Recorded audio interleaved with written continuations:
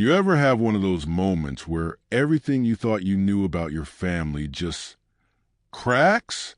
Like, not slowly, not a gradual thing you see coming, but a clean, sharp crack right down the middle.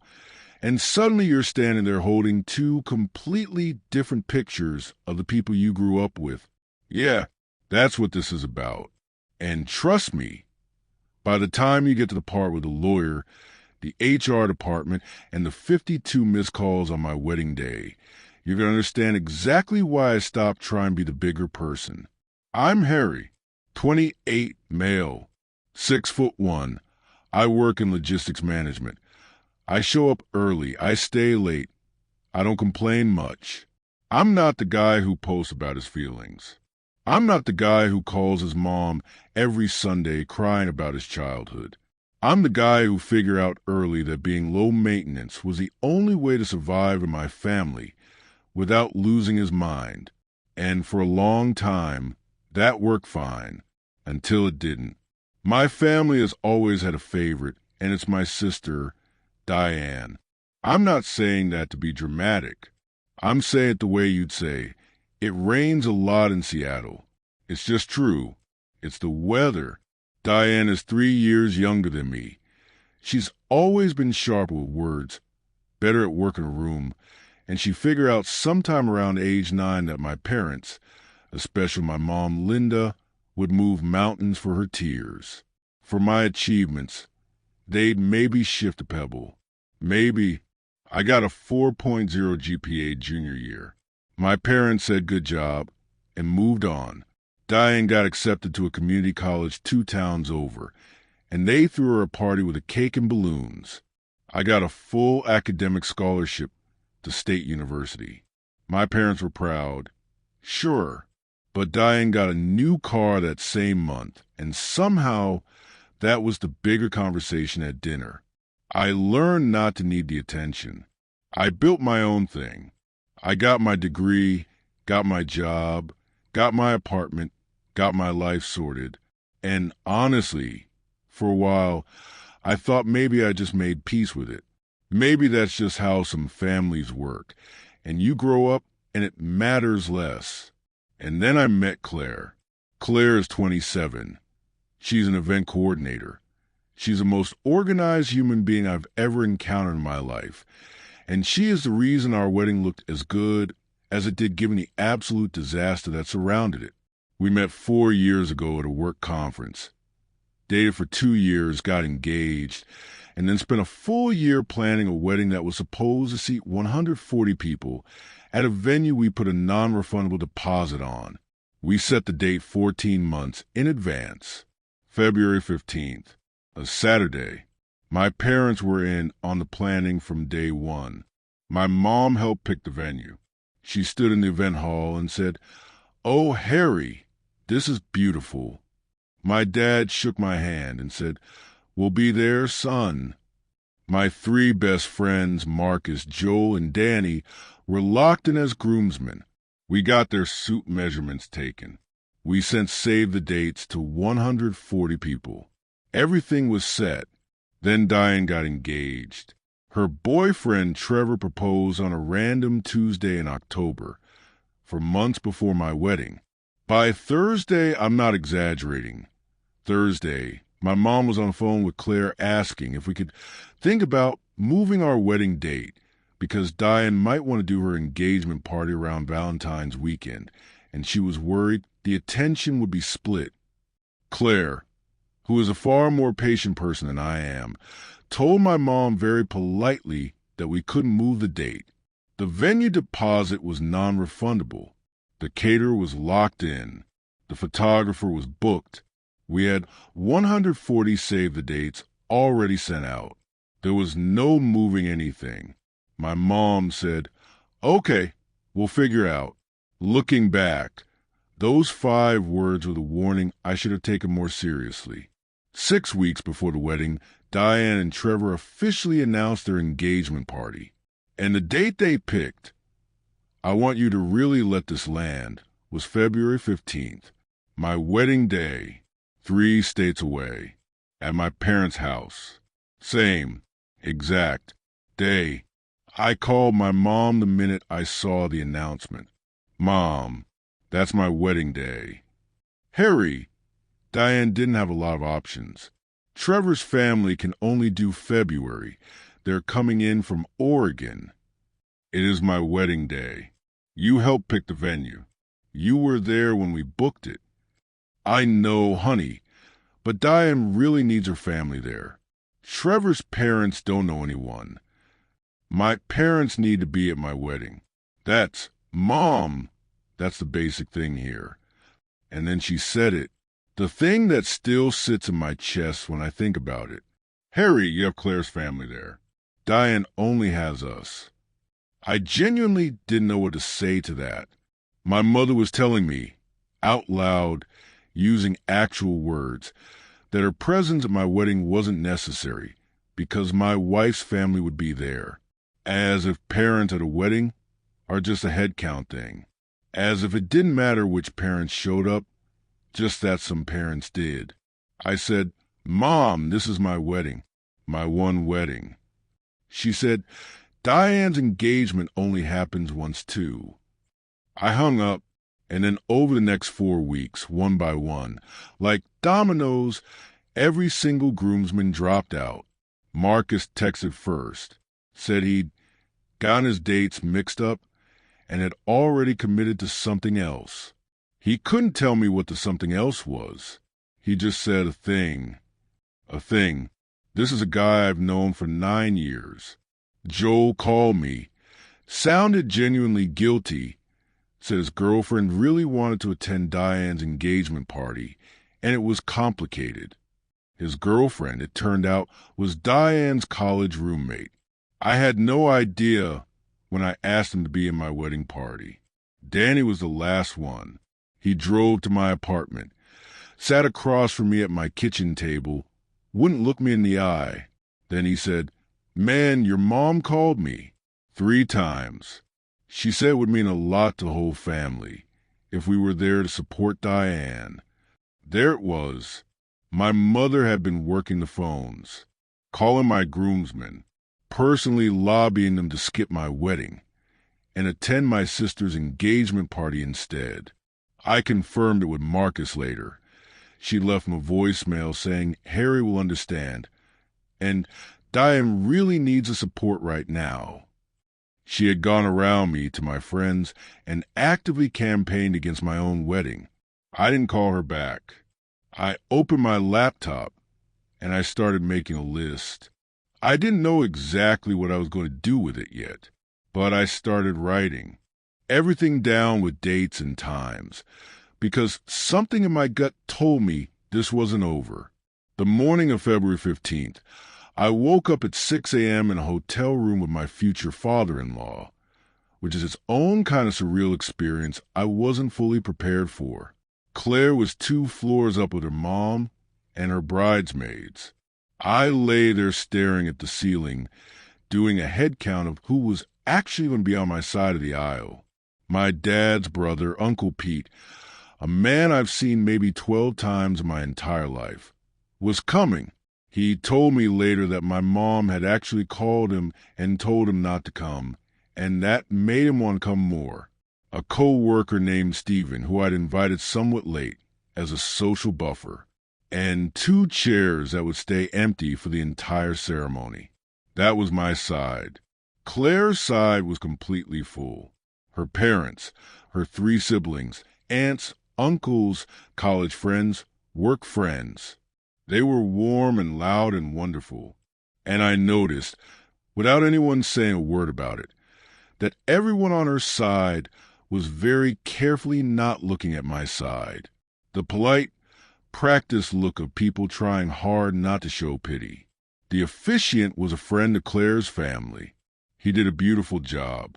Claire cried when she walked in and saw me, and I held it together for about 45 seconds after that, and then I didn't hold it together at all. We said our vows. We kissed. Everyone on her side cheered loud enough to fill the room. We cut the cake. My phone lit up. My mom's message said, Harry, we need to talk. Now. Call me. Timestamp. 3:47 p.m. 17 minutes after our ceremony ended. Below it, 52 missed calls. 31 for my mom, 9 for my dad. The rest split between Diane, Trevor, and two numbers I didn't recognize. I put the phone face down on the cake table and went to dance with my wife. I want to say that clearly. I saw 52 missed calls on my wedding day, and I put the phone down and I danced. I had 2 glasses of champagne. I gave a short toast. Uncle Pete got extremely emotional during a slow song and somehow made it partially about himself, which was genuinely the most normal thing that happened all day, and I laughed a real laugh at it. It was a good night, all things considered. I did not call my mother back. I called my dad the next morning. Just my dad on his cell. Early, he answered on the first ring, which meant he'd been waiting. Harry, Dad, what was so urgent that 52 calls were necessary on my wedding day? There was a pause. Then he said, your mother found out about the account. And here's where I need to give you some context, because this is where the story gets layered. 3 months before the wedding, after the groomsman situation, after I confirmed my mom had been calling my friends, I made some quiet decisions. The first was simple. I updated a beneficiary on a small life insurance policy I'd taken out at 24. It was worth around $40,000. I changed it from my parents to Claire. Completely legal. Required no notification, no one's permission. Just a standard beneficiary update. The second thing involves my grandmother. My dad's mom passed away when I was 22. She left me $31,000 directly in her will, separate from everything else in the family estate. She had told me once, not long before she died, that she was leaving it to me specifically because she'd watched how things worked in our house, and she wanted me to have something that was fully mine. Her words. I kept that money in its own separate account for 6 years. My parents knew the account existed. My mom had referenced it a few times over the years. When you use Grandma's money for a house, like she expected to be consulted when I spent it.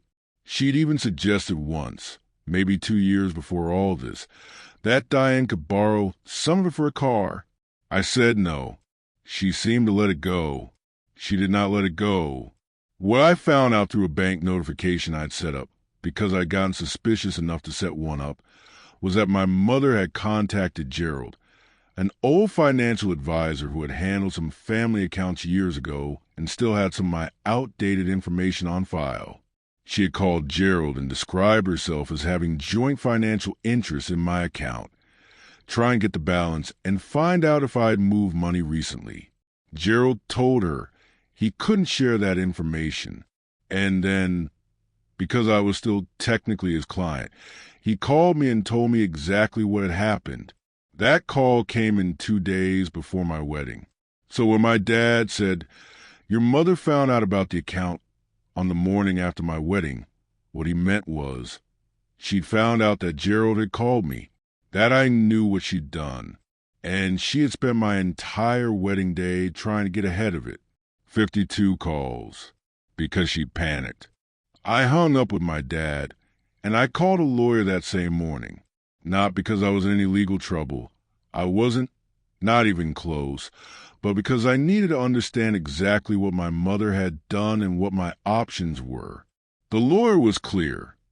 What my mother did, misrepresented herself to a licensed financial advisor to obtain account information, could constitute attempted fraud or financial misrepresentation, depending on what she said and what Gerald had documented. It wasn't a guaranteed case, but it wasn't nothing.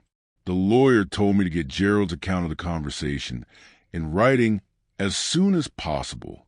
I called Gerald that afternoon. He wrote up a detailed account within 48 hours. He noted specifically that Linda had identified herself as having shared financial interest in the account, which was false. No such arrangement had ever existed. He sent it to me by email. I forwarded it to my lawyer.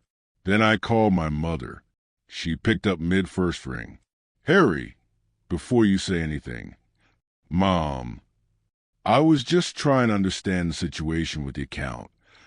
You told Gerald you had shared financial interest in my private account. That's not true, and you know it's not true. I didn't say it like that. I was just asking. You misrepresented yourself to access my financial information. That is what happened. Harry, that money was meant to help the family. Grandma left it to me, specifically and deliberately to me. She told me why. Because she didn't want it to become a family money situation. She would have wanted everyone taken care of. She specifically set it up so that it went directly to me. Those were her words to me personally. Pause.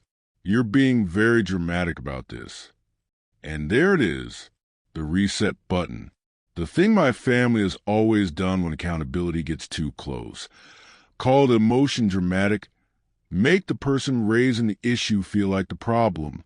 Hope the conversation caves under embarrassment. I said, I have Gerald's written statement. I have a lawyer. I haven't decided what to do with it yet, but I need you to understand this isn't a conversation that ends with me calming down and moving on. Are we clear? She started crying. Heavy, heaving sobs. The kind Diane had learned from her growing up. I said, I'll talk to you when I'm ready. And I hung up. Now here's the part where I need you to understand something about my mother. She does not know when to stop. That has always been true. When she decides she needs something to go a certain way, she will push and work every angle available until it does. And when she feels cornered, she doesn't back down. She escalates. Within 1 week of that phone call, she had done 3 things. The first thing, she called Claire's mom, Sandra, directly. She told Sandra that I had a secretive side and had been hiding money from Claire, and that Sandra should know what kind of man her daughter had married. Sandra called Claire immediately. Claire called me. We sat down that same evening, and I put every account, every statement, every document on the table. Claire already knew everything. We had no financial secrets from each other, never had. Sandra listened to the whole thing, and then she said very flatly, Your mother-in-law sounds like a deeply troubled woman. What you need from us? Which is honestly one of the nicest things anyone has ever said to me. The second thing my mother did was call my workplace. She called the general company line, asked to be connected to HR, and left a message for someone in human resources suggesting that I had financial irregularities that they should be aware of.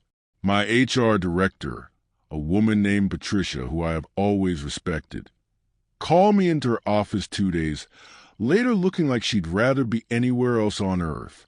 She said, Someone called identifying themselves as a concerned family member and implied you might have engaged in some kind of financial misconduct. I'm required to make you aware this call happened. I want to be very direct with you. We are not investigating anything. This call was completely inappropriate, and we've logged it as a third-party interference incident. I asked if they had documentation of the call. They did. Caller ID, timestamp, the message content, all of it logged. I called my lawyer that afternoon and told him about the HR call. The third thing she did was reach out to Uncle Pete, the man who had actually shown up to my wedding, and tell him that I had threatened her on the phone and that she was frightened of what I might do. Uncle Pete texted me a screenshot of the message she'd sent him.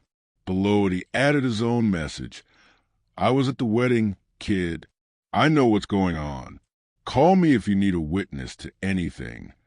She was building a story, getting ahead of whatever she thought I was going to do by painting me as unstable and aggressive before I could make any moves. It was calculated. It was deliberate. And it was exactly the wrong thing to do. because every single thing she did, I documented. Every text, every screenshot, every email, every date and time. All of it went to my lawyer. 6 weeks after the wedding, my lawyer sent a formal cease and desist letter to my mother.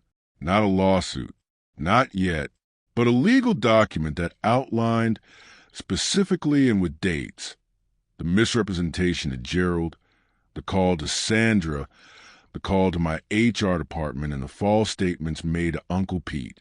It formally requested that all contact with my employer, my wife's family, and any of my financial institutions stop immediately. It made clear that any further interference could result in civil action for defamation and intentional interference with business relations, both of which are actionable in our state.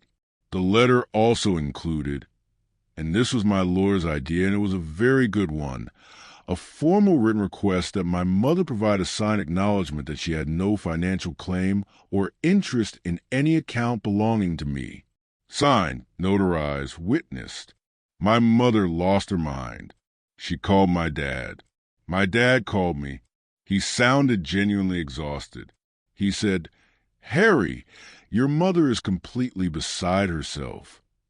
I said, "Dad, she called my HR department with a lie.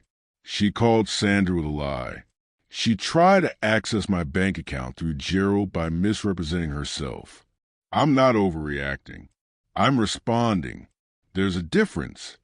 He was quiet for a long time, long enough that I thought the call had dropped. Then he said, "I know." Just that. 2 words. But it was the first honest thing anyone in my family had said to me in months. 3 weeks later, through her own attorney, my mother signed the acknowledgement. No financial claim, no financial interest, no standing in any account belonging to me. Signed, dated, notarized. I have a copy in my files.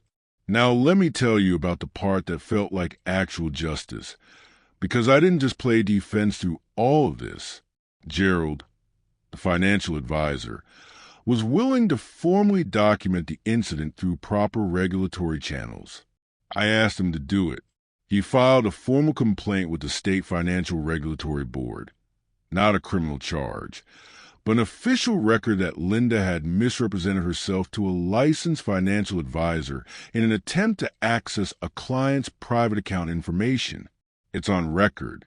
It can be referenced. If she ever tries anything like this with anyone else, there's a prior documented incident attached to her name. The HR call got written up internally at my company as a third-party harassment incident. Patricia did it voluntarily and thoroughly. That documentation lives in an official company file. And then I did the thing that I think hit hardest. I sent one message to the extended family. Not an emotional explosion. Not a long rant. A calm, factual, chronological account of everything that had happened since October. What occurred on my wedding day. What happened in the weeks after, the specific actions my mother had taken, and the dates they occurred. No dramatic language. No name-calling. Just, here's what happened. Here are the dates. Here's how it was addressed. I gave people the choice to respond or not. Uncle Pete responded within the hour. "I'm sorry, kid. You deserve better than this." My dad called that evening. He said he wasn't going to pretend anymore. He said he loved my mom, but he knew what she'd done was wrong, and he was sorry he hadn't said so sooner. He asked if he and I could have dinner, just us, when I was ready. We had dinner 5 weeks later. It was quiet and a little stiff at first, but he came. He sat across from me. He asked about Claire. He told me a story about his own mother that I'd never heard before. It wasn't a perfect dinner, but it was real. Diane responded to a family message 2 days after I sent it. "You're destroying this family, Harry." I didn't reply. Her engagement party. I found out later through Uncle Pete had a grocery store deli tray situation for catering. My mom cried most of the night. Not about Diane and Trevor. About me.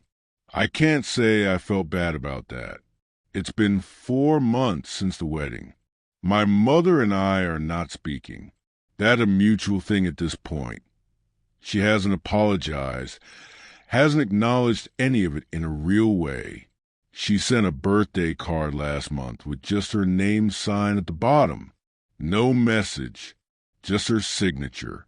I haven't decided yet if that relationship is something I want to rebuild someday. I genuinely don't know. Some days I think maybe, when enough time has passed, we can find some version of a relationship. Other days, I think about the 52 missed calls while I was cutting my wedding cake, and I think some things don't really have a path back. Claire and I are solid. We are really genuinely good. Our photographer caught something real in those pictures. There's a shot of me and Uncle Pete Midlaff at the reception.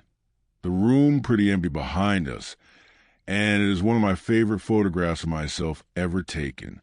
You can see everything in it, and somehow it's still a good picture. The thing I keep coming back to is this. Being a non-favorite kid doesn't just mean you get less attention growing up. It means you spend years quietly absorbing costs that should have been distributed fairly, and the longer you absorb them without consequence to anyone, the more the system relies on you continuing to absorb them. My mom didn't do what she did because she's a monster. She did it because it had always worked before, because I had always eventually calmed down, always eventually moved on, always eventually absorbed it. Not this time. If this story felt familiar in any way, if you've got your own version of the 52 missed calls sitting somewhere in your phone history, hit subscribe, because clearly we're both people who understand that some family drama genuinely requires a paper trail.